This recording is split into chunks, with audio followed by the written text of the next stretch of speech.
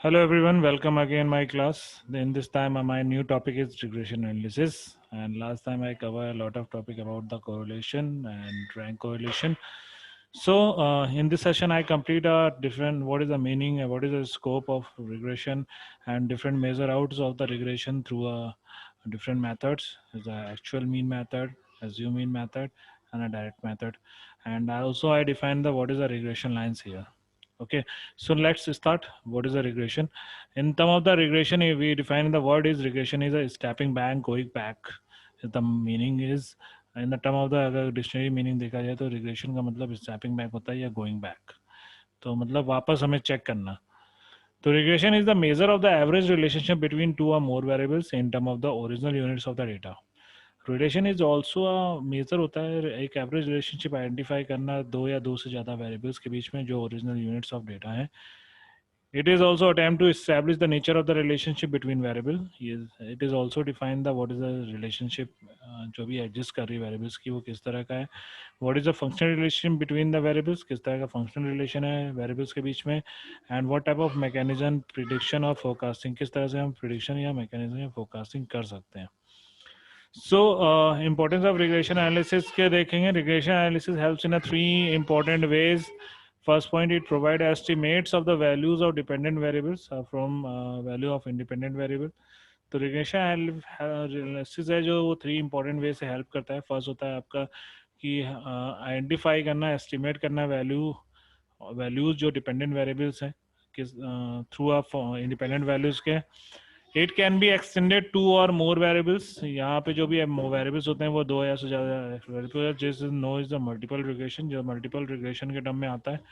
It show the nature of relationship between two or more variables. यहाँ पे जो भी रिलेशन होता है वो रिलेशनशिप दिखाई जाती है वो टू और मोर वेरिएबल्स के टर्म में दिखाई जाती है. अगर इन टर्म ऑफ ऑर्गेनाइजेशन में एक यूज़ करने की बात करें तो रिग्रेशन का हम बहुत तरीके से यूज़ करते हैं ना बिजनेस सोसाइटी में to identify and predicting of the future production, consumption, investment, price, profit, sale, etc. So the success of the businessman depend on the correctness of the various estimate that he required to make. So a lot of estimation is there, and for a successful businessman, it is very necessary to estimate is a correct thing, and use a particular definitely a taken decision, better decision. So it is also used in a sociological study, economic planning to find the projection of population, birth rate, death rate, etc. So, if we talk about the difference between a correlation and regression, it is both are important because correlation is also define the relationship of the between or two or more variables, and regression is also define the relation between two or more relationship more variables.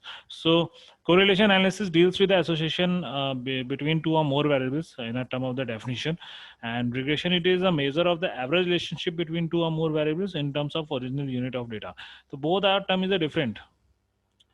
Correlation जो है वो deal करता है बस दो और more variables के बीच में, बट जो एवरेज है that is a define the relationship between two or more variables in term of original units of data. जो भी यूनिट्स होती हैं उनके भी आप, जबकि कोरिलेशन में कोई यूनिट से मतलब नहीं होता है, जबकि रिलेशन में यूनिट्स का मतलब होता है.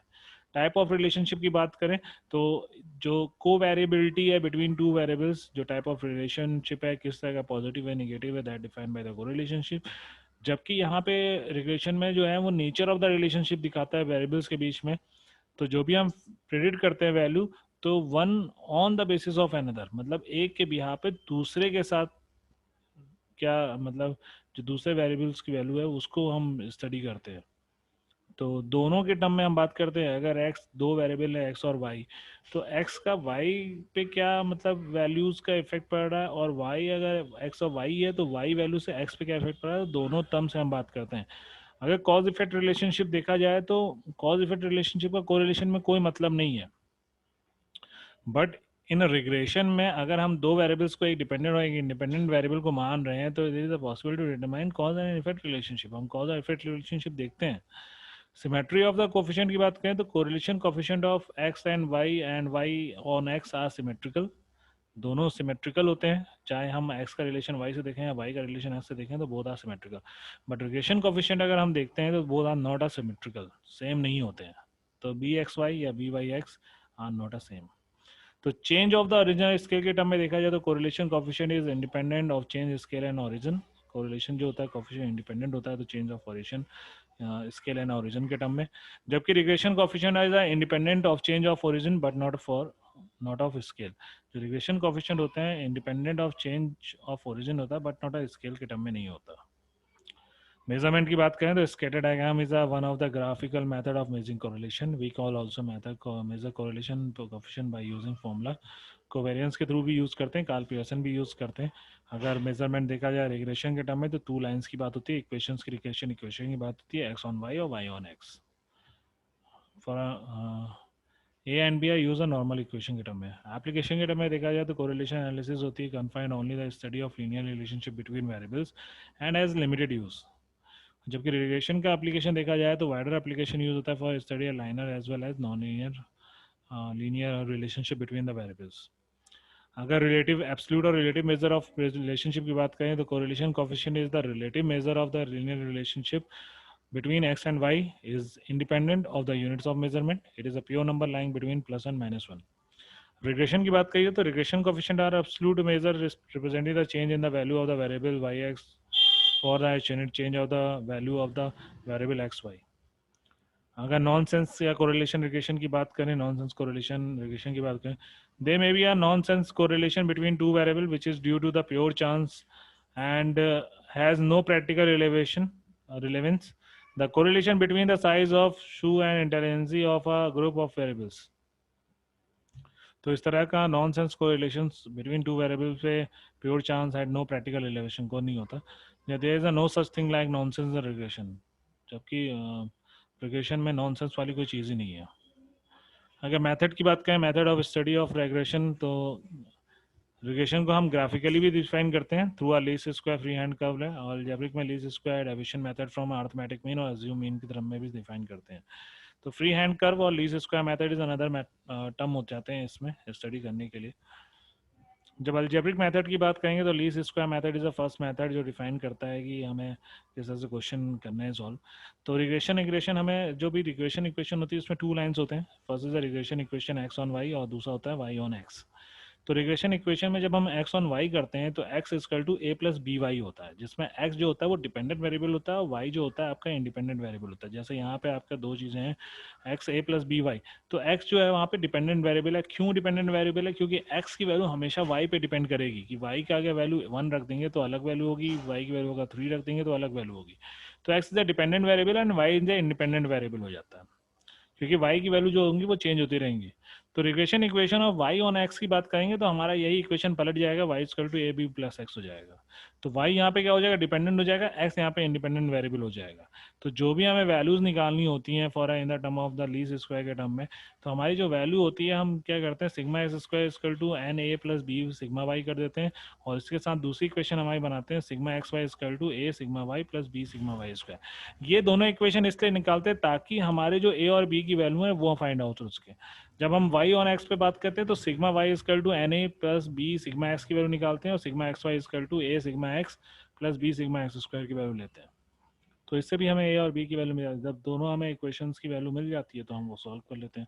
सो let's come to a example this method through a example. कैसे करते हैं ये देख लेते हैं। तो using of the method of least square में हमें ये करना है, हमें x और y की वैल्यू दे रखी है और हमसे पूछा गया है कि हमें टू रिग्रेशन इक्वेशन निकालनी है। तो x और y की वैल्यू हमें दे रखी है, हमने क्या किया, सीधे सीधे एक्स वाई की वैल्यू निकाल ली, एक्स स्क्वायर निकाल लिया, वाई स्क्वायर निकाल लिया। तो एक्स स्क्वायर वाई स्क्वायर निकल गया, तो एक्स स्क्वायर का आपका 3 का 9 हो गया, 2 का 4, 7 का 49, 4 का 16, 8 का 64, इसी तरह 6 का 36, 1 का 1 ही रहेगा, 8 का 64, 5 का 25, 9 का 81, और दोनों का इंटू कर दिया तो एक्स वाई ये हो गया आपका। तो जो वैल्यूज़ आ गई वो आपको sigma x, sigma Y, sigma x Y, sigma x square, sigma Y square के टर्म में मिल गई। जो फॉर्मूला है आपका, दो फॉर्मूले हम बात कर रहे थे, क्योंकि यहाँ पे y इक्वल टू पहले हम चल रहे हैं y टू एक्स के फॉर्म में। तो y टू एक्स के फॉर्म में लेंगे तो सबसे पहले इक्वेशन हो जाएगी तुम्हारी y equal to a plus b x है, तो sigma y equal to N A plus B sigma x. तो आपकी सिग्मा y की वैल्यू आपके यहाँ पे कितनी हो गई, 29 हो गई है। सिग्मा y की वैल्यू 29 है। एन आपका कितना है, 1 2 3 4 5 ऑब्जर्वेशन है तो 5 ही रहेगा। बी सिग्मा एक्स की वैल्यू आपकी कितनी होगी, 24 होगी। तो हमारी जो इक्वेशन आएगी वो 29 equal to 5a plus 24b आएगी। और इसी में दूसरा इक्वेशन जब वाई के टर्म में है तो हम यहाँ पे एक्स से इंटू कर देते हो, सिग्मा एक्स वाई हो जाएगा a sigma x b sigma x square. तो सिग्मा एक्स वाई की वैल्यू जो आपकी होगी वो 168 आ रही है, सिग्मा एक्स वाई की वैल्यू 168 आ रही है। एन आपका नहीं है यहाँ पे, ए की वैल्यू सेम रहेगी, सिग्मा एक्स 12 है, सॉरी सिग्मा एक्स यहाँ पे कितना है 24 है, और बी सिग्मा एक्स स्क्वायर की वैल्यू यहाँ पे 142 है। तो सेकेंड इक्वेशन ये हो गई आपकी 142 भी। इसको थोड़ा सॉल्व कर दिया है, यहाँ पे आपका जो आया है वो 2 को हमने डिवाइड कर दिया दोनों साइड से, 2 से डिवाइड हो रहा था, 2 8 या 16, 2 4 8 हो गया था, तो 2 से डिवाइड कर दिया तो हमारी दोनों बहुत इक्वेशन आ गई।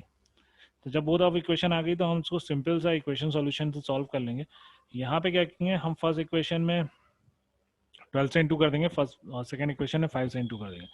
तो जैसे ही हमने 12 से इंटू किया है तो यहाँ पे 29 का 12 से करेंगे तो 340 आ जाएगा, 12 5 से 60 हो जाएगा, 12 इंटू 24 तो 288 आएगा। और जब यहाँ 5 से इंटू करेंगे 84 इंटू 5 करेंगे 420 आ जाएगा, 12 5 से 60 आ जाएगा, और 355 यहाँ पे आ जाएगा।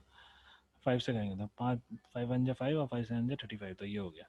जब दोनों इक्वेशन को सॉल्व करेंगे तो 60 कट जाएगा, तो बी की वैल्यू हमें मिल जाएगी, बी की वैल्यू हमें 1.07 मिलेगी, और बी की वैल्यू को हम इक्वेशन फर्स्ट में पुट करेंगे तो हमें ए की वैल्यू 0.66 मिल जाएगी।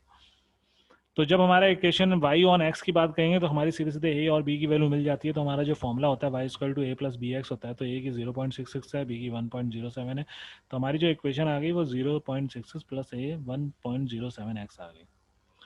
अब जब हम दूसरे टर्म में निकालते हैं, क्योंकि दो हमें रिग्रेशन लाइन निकालनी होती है, वाई ऑन एक्स और एक्स ऑन वाई, तो जब हम find the regression expression x on y करते हैं तब हमारा फॉर्मूला चेंज हो जाता है। हमारा फॉर्मूला होता है sigma x square to N A plus B sigma y, और दूसरा फॉर्मूला होता है हमारा sigma x Y equal to A sigma Y plus B sigma Y square.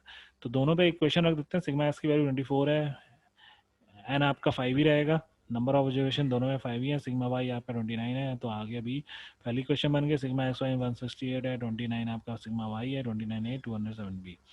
अब यहाँ पे देख लें तो यहाँ पे इक्वेशन फर्स्ट में 29 से इंटू कर दें और नीचे इक्वेशन है 5 से इंटू कर देंगे, तो same like that of last question, last जैसे हम इक्वेशन सॉल्व की थी वैसे ही हम सॉल्व करेंगे। तो ए की वैल्यू यहाँ पे 0.49 आ जाएगी और बी की वैल्यू 0.74 आ जाएगी, जब हमारी ए की वैल्यू और बी की वैल्यू निकल जाएगी। तो यहाँ पे जो हमारी सेकंड इक्वेशन होगी वो हो जाएगी 0.49 प्लस 0.74 है। तो इस तरह से हम दो इक्वेशंस निकालते हैं। अगर हम इक्वेशन के टर्म में देखेंगे तो हमारा जो मेन मकसद होता है इन सिंपल ए स्क्वायर में कि y square to a plus b x निकाल लें और एक्स स्क्वायर टू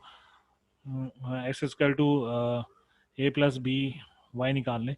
तो ये दोनों इक्वेशन हमें निकालना बहुत ज़रूरी होता है, तो इसके थ्रू हमने ये इक्वेशन निकाल ली। अब बात करते हैं अरिथमेटिक मीन मेथड की, क्योंकि that is a direct method also बोलते हैं, जो हमने लास्ट टाइम में पढ़ा y square to a plus b x वाला या और x square to a plus B y वाला, वो that is a direct method. अब हम बात करते हैं अरिथमेटिक मीन की, जहाँ पे हम मीन्स का यूज करते हैं। मीन्स का यूज करने का मतलब है the calculation by the least square method are quite cumbersome when the value of x and y are large. तो जो हम लास्ट वाला क्वेश्चन किया था उसमें वैल्यूज बहुत सिंपल थी, अगर एक्स और वाई की वैल्यू बहुत ज़्यादा हो जाती है तो दैट लीस्ट स्क्वायर मेथड क्या हो जाता है, प्रॉब्लमेटिक हो जाता है, cumbersome is light is confusing हो जाता है। सो तो वर्क करते हैं हम यूजिंग दिस मेथड, तो हम ज़्यादातर हम अरिथमेटिक मीन वाला मेथड यूज़ करते हैं, जिसमें हम सीधे सीधे फॉर्मूला जो हमारा होता है वो एक्स माइनस, जब हम एक्स ऑन वाई की बात करते हैं regression equation x on y की, तो x minus x bar equal to b x y y minus y bar, क्योंकि मीन का यूज़ है इसलिए x minus x bar b x y equal to y minus y bar. और regression equation y on x की बात करते हैं y minus y bar equal to b y x x minus x bar. यहाँ पे B x Y जो होते हैं वो रेग्रेशन कॉफिशिएंट होते हैं, और ये डिफाइन करते हैं कि हम किस चीज़ से चल रहे हैं। जैसे एक्स वाई लिखा है तो एक्स से वाई की ओर, तो एक्स ऑन वाई, और वाई एक्स का मतलब है वाई ऑन एक्स। तो जो एक्स ऑन वाई है वो लिखा भी उसी तरह जाता है, एक्स पहले होता है और वाई बाद में होता है, और यहाँ वाई एक्स की बात हुई तो वाई पहले होगा एक्स बाद में होगा। तो बी एक्स वाई और b y x that is a regression coefficient, और उसके भी यहाँ पे हमारा फॉर्मूला भी हो जाता है sigma x y upon sigma Y square. तो इसमें भी देखिए बी एक्स वाई है, नीचे लास्ट में वाई है इसलिए वाई स्क्वायर है, इसमें लास्ट में एक्स होगा इसलिए नीचे एक्स स्क्वायर, बाकी ऊपर का न्यूमरेटर सेम रहता है सिग्मा एक्स वाई।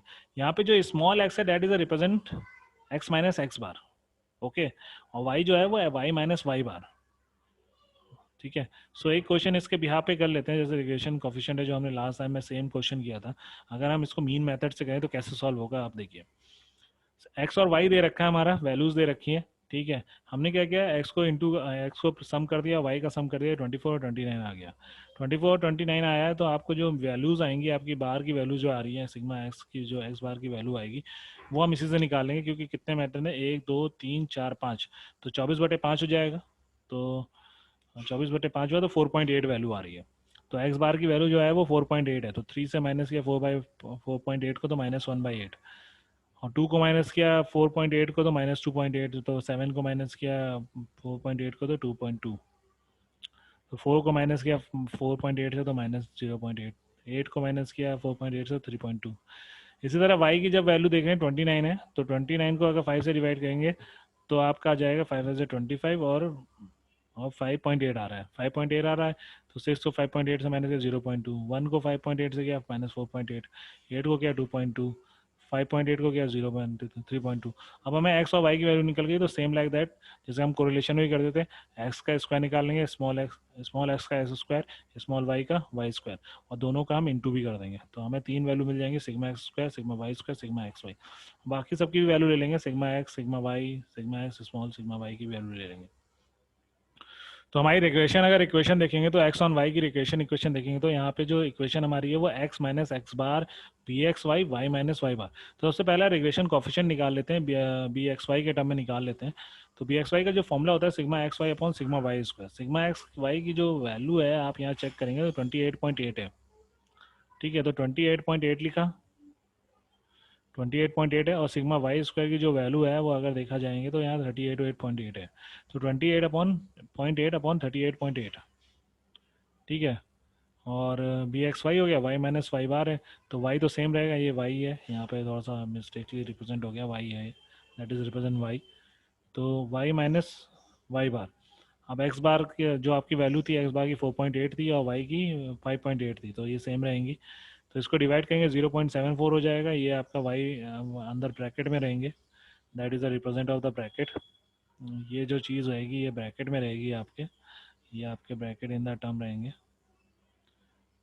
जब, क्योंकि ये इसकी वैल्यू 0.74 हो जाएगी, तो 74 को इंटू करेंगे, तो 7.4 हो जाएगा, और ये आपका अभी भी ब्रैकेट ही में रहेगा, वाई माइनस 5.8 रहे ब्रैकेट में रहेगा। ओके, एक्स माइनस 4.8 सेम रहेगा। ओके, 0.74 यहाँ इंटू हो जाएगा वाई से, तो 0.74 हो जाएगा, और 0.74 को 5.8 से इंटू करेंगे, अगर 0.74 को अगर 5 से इंटू करेंगे 5.8 से, तो आपकी वैल्यू हो जाएगी 4.292, क्योंकि ये यहाँ से प्लस हो रहा है, यहाँ क्योंकि ये माइनस होगा और एक प्लस हो जाएगा, क्योंकि ये यहाँ पे क्या होगा, जब ये इंटू होगा, 0.74 का वाई से इंटू होगा, तो that is a y, it is represent by y. थोड़ा ये यहाँ पे वाई है, that is represent the y. तो मैं वही बात कर रहा था कि जब 7.07 को ब्रैकेट खोलेंगे, तो 0.75 वाई हो जाएगा, और इसका क्या होगा, इंटू 4.9 हो जाएगा, 4 पॉइंट माइनस का 4.292, तो माइनस की जो वैल्यू आ जाएगी, वो आ जाएगी -4.29।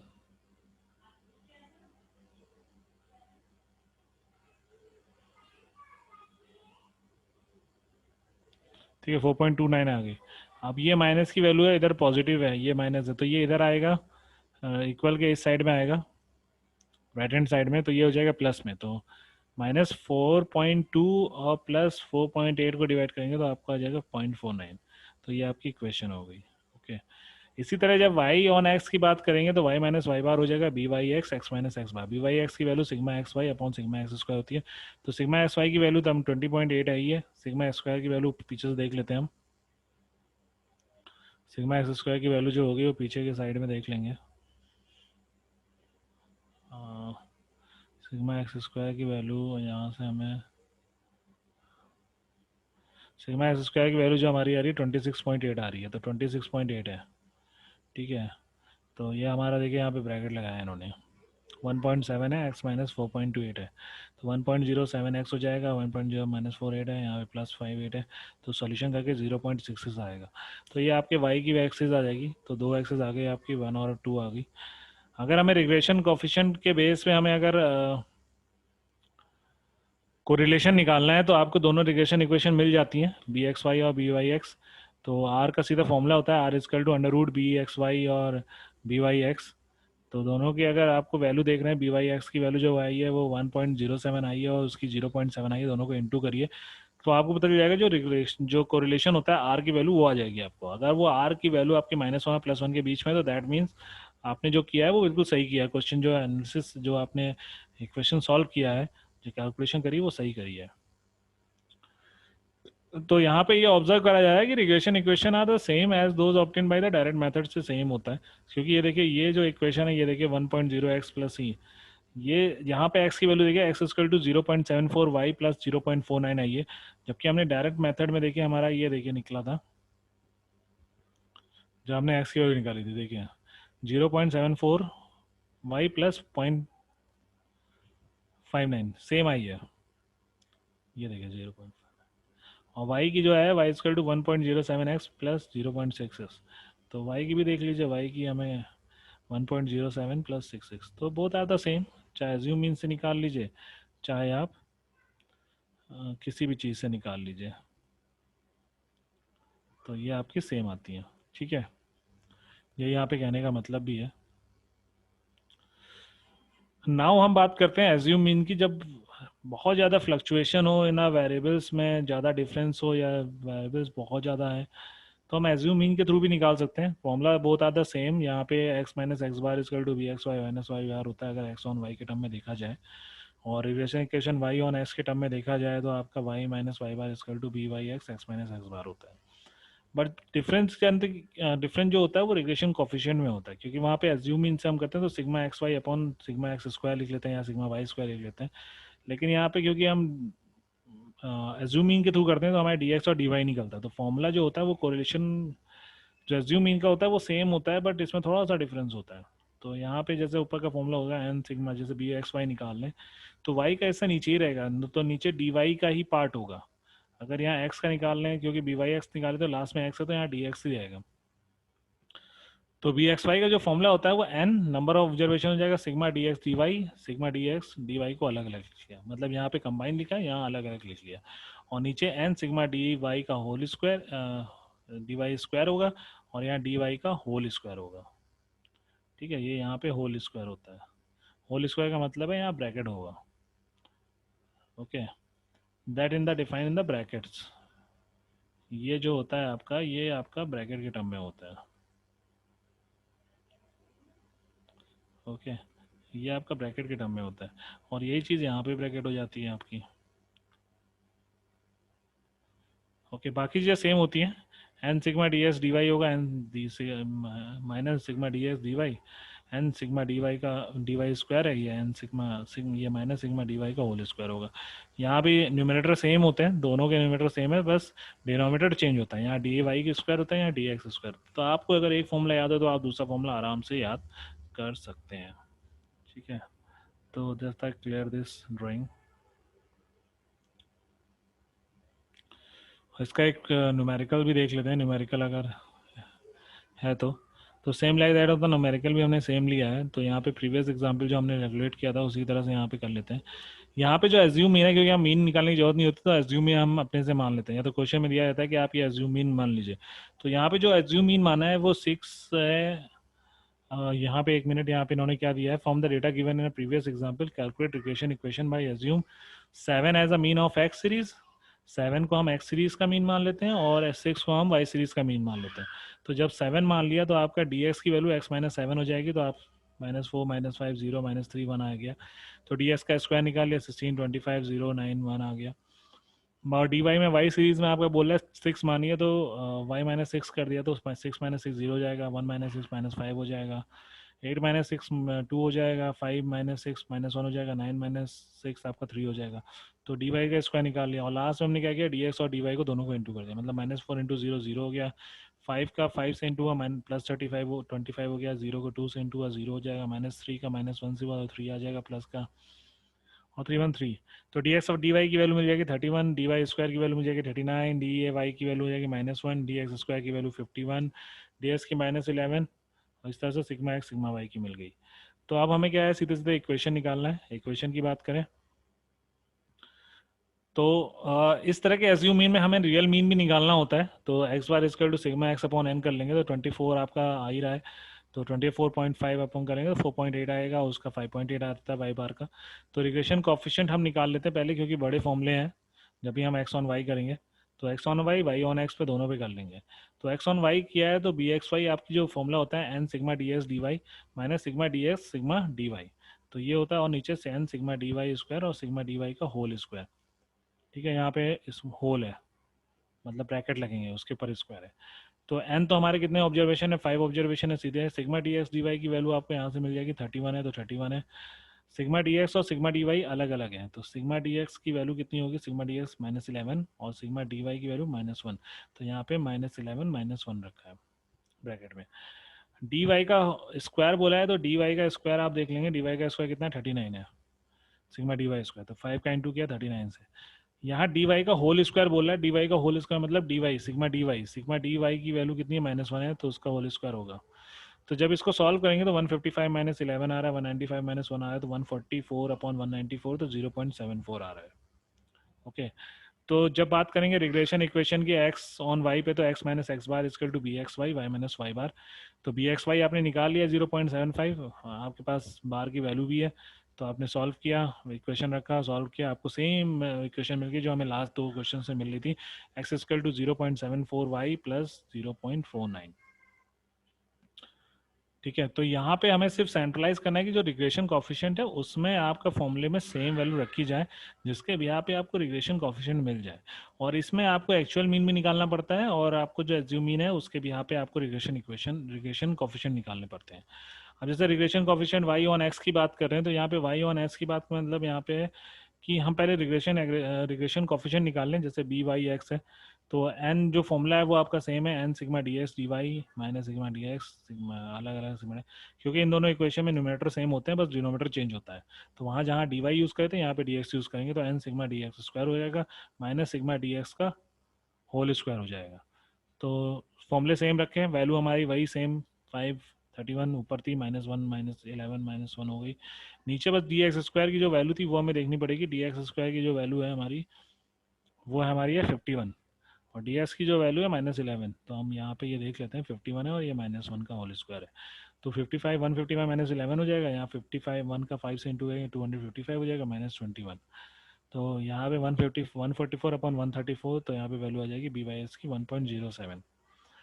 तो y माइनस वाई बार हो गया, y माइनस 5.8 हो गया, बी एस ए 1.07 हो गया, x माइनस एक्स बार मतलब x माइनस 4.8, तो y की वैल्यू जो होगी 1.07 x प्लस 0.66। तो ये ऑब्जर्व कर लिया गया कि regression equation are the same, चाहे हम लीस्ट स्क्वायर मेथड से निकालें, चाहे हम डेविएशन मेथड से निकालें, चाहे अरिथमेटिक मीन से निकालें, चाहे एज्यूमीन से निकालें, तो बोथ आर द सेम। तो यहाँ पे जो चीज़ें हैं वो सेम आती हैं, और क्वेश्चन हमेशा जो भी हैं वो इस बिहाफ पे करने चाहिए कि अगर हमसे लीस्ट स्क्वायर मेथड मांगा गया है तो हम लीस्ट स्क्वायर मेथड के बेस पे करें, या तो हम अगर डेविएशन मेथड पे है तो डेविएशन मेथड से करें। तो arithmetic mean from deviation from arithmetic mean से निकाल लीजिए, चाहे एज्यूम मीन से निकाल लीजिए, उसमें आपको इजीली निकल जाएगा।